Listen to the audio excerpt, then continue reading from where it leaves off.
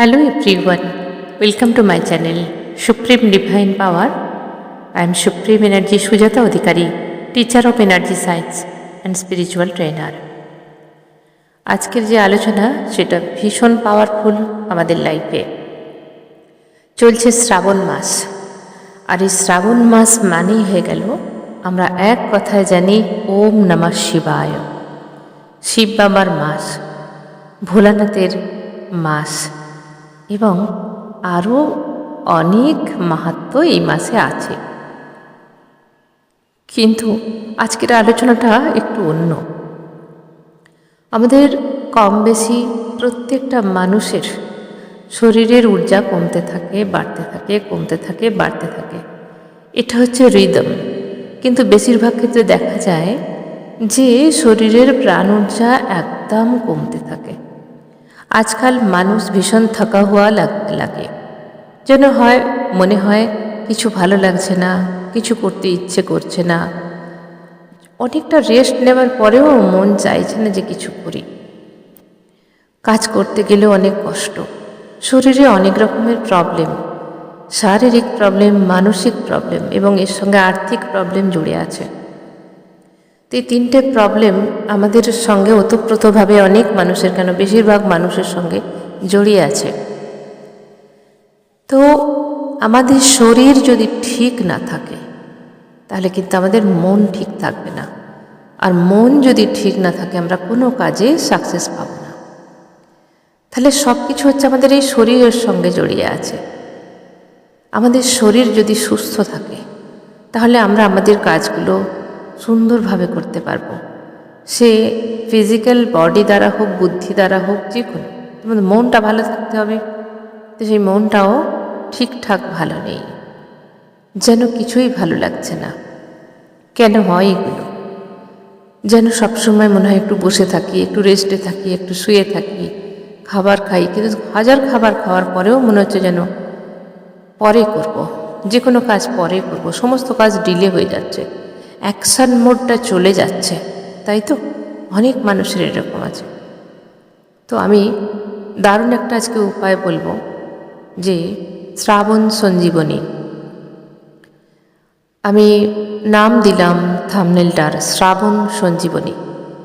সঞ্জীবনী মানেই হয়ে গেল একটা ভীষণ ভ্যালুয়েবল আমাদের বডি, মাইন্ড, সোলের কাজ, যে অমৃত, যে ওষুধ যাকে বলা হয়। সঞ্জীবনী আমরা অনেকেই নাম শুনেছি, সঞ্জীবনী বিদ্যার কথা আমরা অনেকেই শুনেছি, কিন্তু সেই সঞ্জীবনী আসলে কি? যা আমাদের শরীর, মন, আত্মা সবটাকে ঠিক করে দেয়।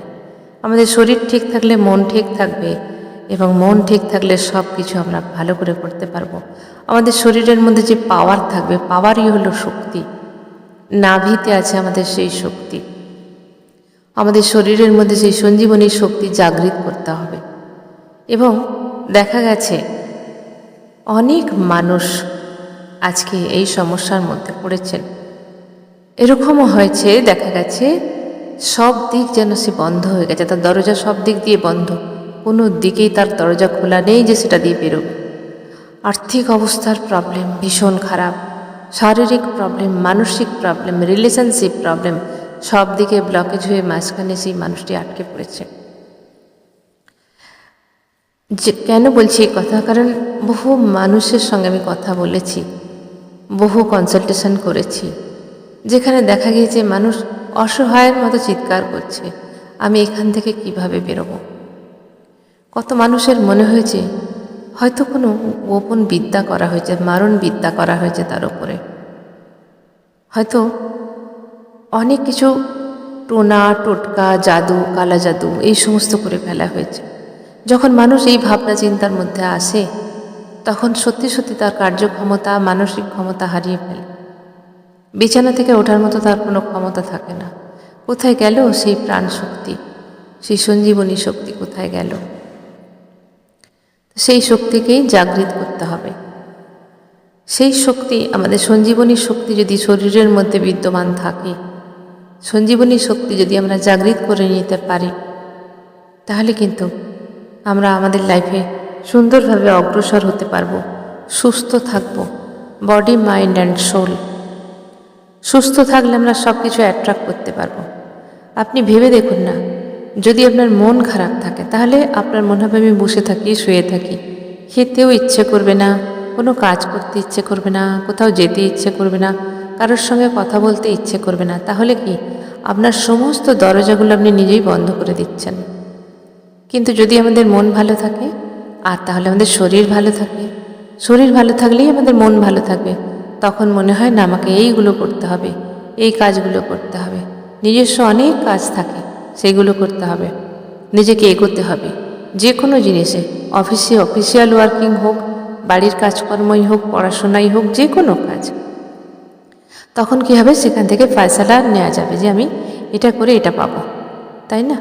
তো মানুষের মন যদি কমজোরি হয়ে যায়, এনার্জি যদি ব্লক হয়ে যায়, এনার্জির চ্যানেল আমাদের ৭২,০০০ নাড়িতে আছে।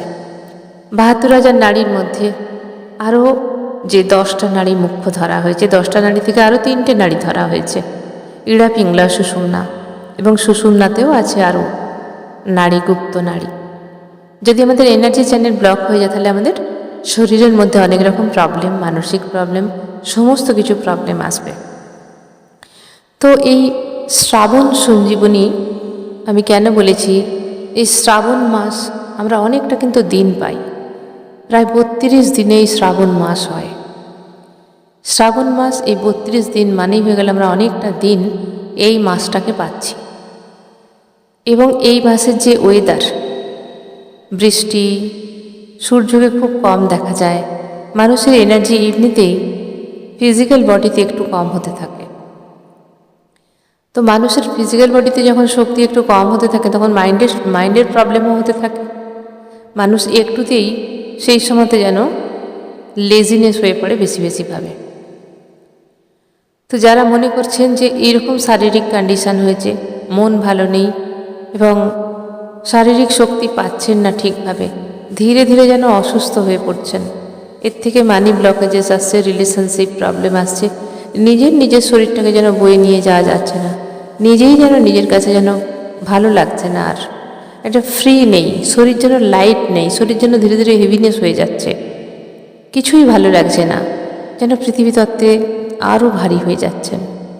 তো কি করবেন, এই শ্রাবণ মাসটাকে একদম অবহেলা করবেন না।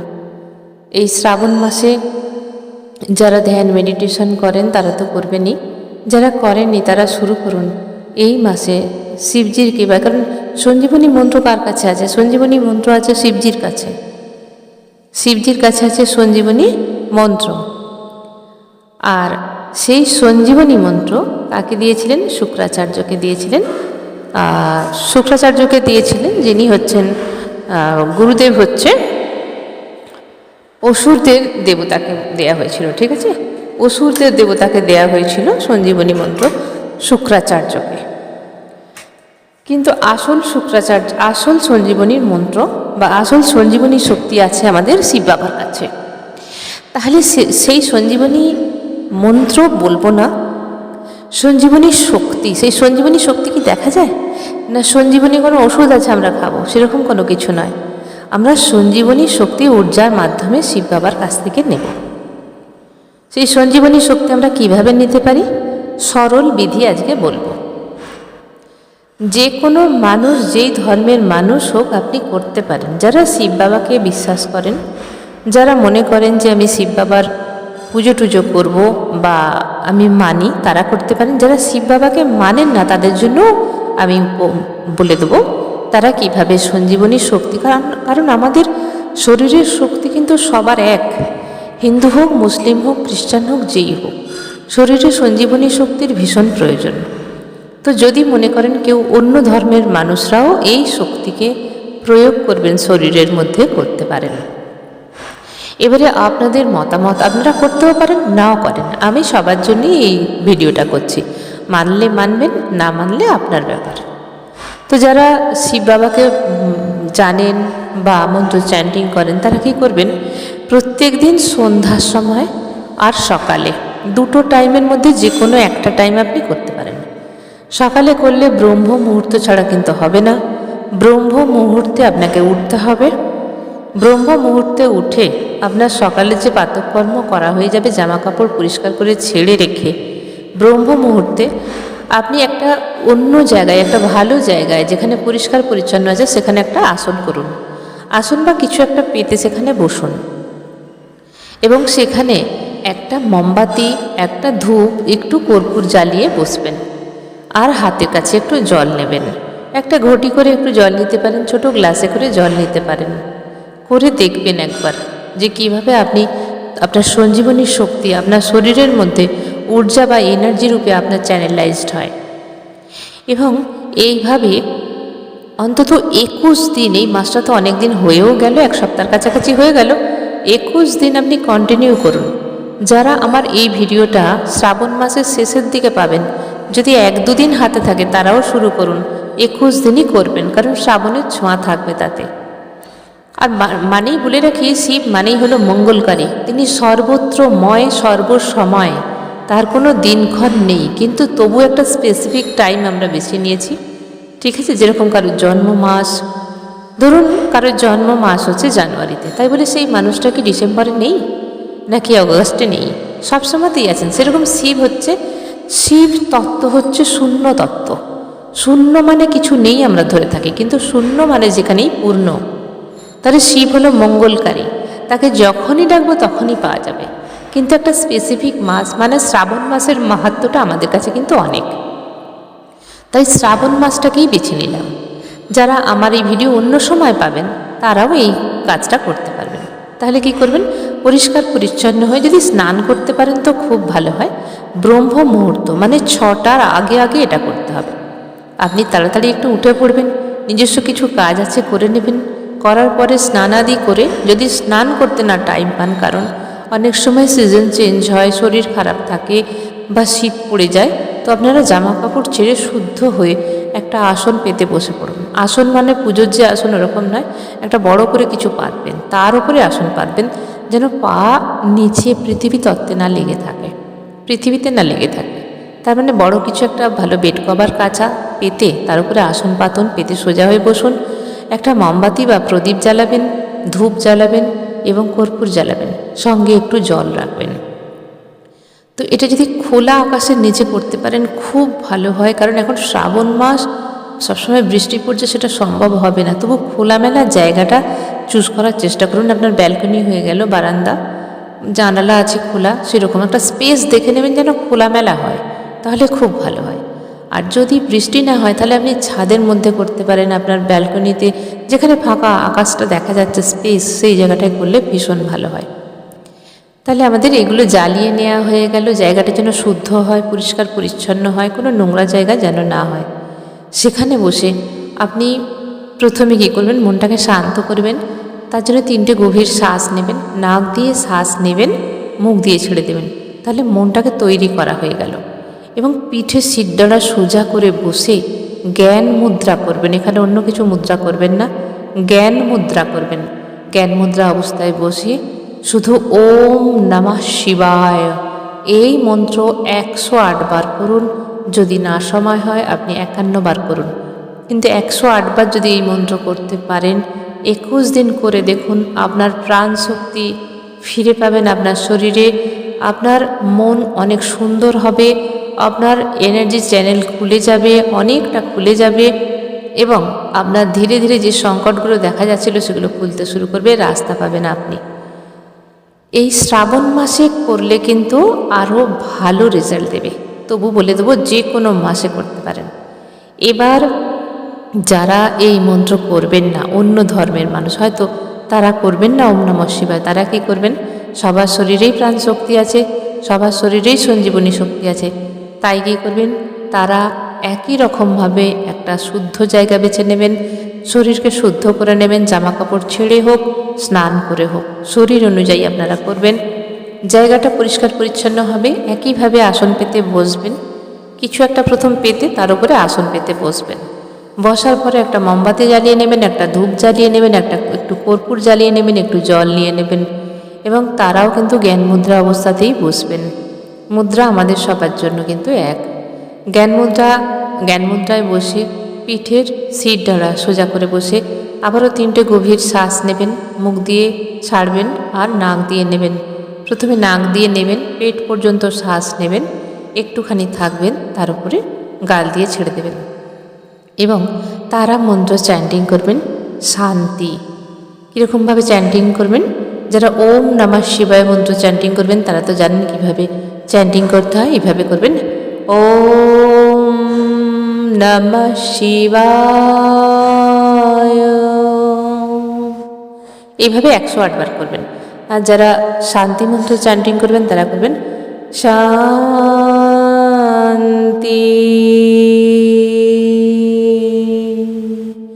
যতটা লংভাবে করা যায় আর ধীরে ধীরে, কোনো রকম হুড়োমুড়ি করা যাবে না যে আমি 108 বার খুব তাড়াতাড়ি করে উঠে পড়বো। এই যদি মনোভাবনা থাকে তাহলে করবেন না, রেজাল্ট আসবে না। তখন কমেন্টে এসে বলবেন আমি রেজাল্ট পাইনি। তাই বলবো সময় হাতে নিয়ে, কারণ নিজের লাইফকে বদলাতে হবে, চেঞ্জ করতে হবে, যে পজিটিভলি চেঞ্জ চাই, তাহলে সময় নিয়ে বসুন। আর আমি চাই 108 বার আপনারা চ্যান্টিং করুন। যদি খুব সকালে সময় হয় সকালে করুন, ব্রহ্ম মুহূর্তে করতে হবে। 6টার পর 7টা 8টায় করলে হবে না, ব্রহ্ম মুহূর্ত। আর এদিকে যদি সকালে না পারেন তাহলে সন্ধ্যাবেলায় করুন। সন্ধ্যার সময় করবেন, ঠিক 6টা থেকে 7টার মধ্যে করবেন। বা আপনি 5:30টাতেও, 5:30টায় বসলে নাও হতে পারে, এখন বেলা বড়, আপনি 6টা থেকে 7টার মধ্যে করুন। 108 বার করবেন ধীরে সুস্থে। ওম নমঃ শিবায় বলে আপনি দম নেবেন, আবার নেবেন, আবার ছাড়বেন, এইভাবে ধীরে ধীরে করবেন। যেন এরকম হয় না যে আমাকে এক্ষুনি 10 মিনিটের মধ্যে এটা কমপ্লিট করে উঠে পড়তে হবে, ঠিক আছে? আর যারা শান্তি করবেন তারা এইভাবে ভীষণ লংভাবে, যতটা আপনার শ্বাস আছে লংভাবে শান্তি চ্যান্টিং করুন এবং 21 দিন কন্টিনিউ করুন। এবার 21 দিন পরে কি করবেন? 21 দিন পরে আপনি যদি মনে করেন যে কন্টিনিউ করবেন, করে যান, আপনার পরিবর্তন আপনি নিজেই দেখতে পাবেন, ঠিক আছে?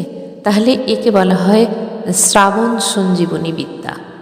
সঞ্জীবনী বিদ্যা কিন্তু অনেক রকম, অনেক কাজ তাতে আছে। সঞ্জীবনী বিদ্যাটা অনেক জটিল। তো আমি এখানে সঞ্জীবনী বিদ্যা কেন দিয়েছি?